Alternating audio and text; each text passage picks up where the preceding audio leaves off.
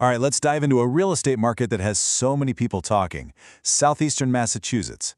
We're going to break down a recent market analysis to really get a handle on the prices, the lifestyle, and yeah, the strategies that are working right now in this super popular area. Let's get right to it. So what's really driving all the buzz in Southeastern Mass? I mean, why is this market so hot right now? And more importantly, what does that actually mean for you if you're even thinking about buying a home there? Before we even touch the numbers, you got to get the vibe of the place. We're not just talking about houses, it's the whole lifestyle. Imagine those classic New England towns. You're just a quick drive from the Cape, and every single community has its own unique feel. This mix of charm and location, that's a huge piece of the puzzle. Okay, let's get into the data. We're going to start with the two biggest forces that are shaping everything, the prices and the demand. The big story here is just how strong prices are. Being so close to Boston and the Cape gives the whole area this really solid foundation. While other markets might be all over the place, Southeastern Mass has seen this consistent, steady growth. And that tells buyers one thing: it's a pretty reliable long-term investment.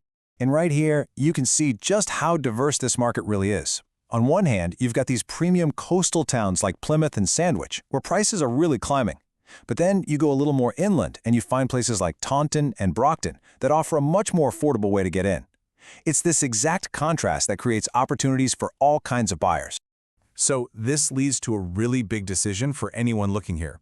Do you go for that premium value you get with a coastal property, or do you look a bit more inland, maybe get more space, and focus on that long-term growth potential?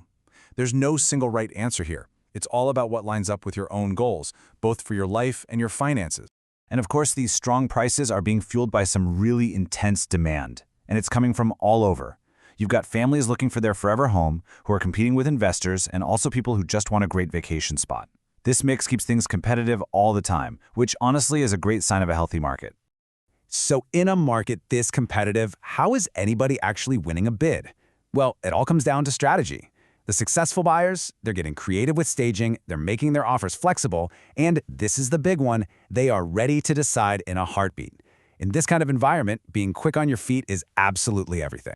But of course, a home is so much more than just a number on a spreadsheet. So let's zoom out from the market data for a second and talk about the lifestyle that makes this region so darn attractive. What really happens when you walk out that front door? The perks of living here are huge. I mean, you have super easy access to the Cape Cod beaches, you've got the incredible history of towns like New Bedford, plus all the practical stuff, good schools, easy commutes. And now you're seeing these cool new community developments popping up. It's pretty easy to see why people want to be here. So the bottom line is this: the region gives you a whole range of really reliable options. It doesn't matter if you're dreaming of a waterfront getaway or a convenient spot in the suburbs, you can actually find a place that fits what you're looking for.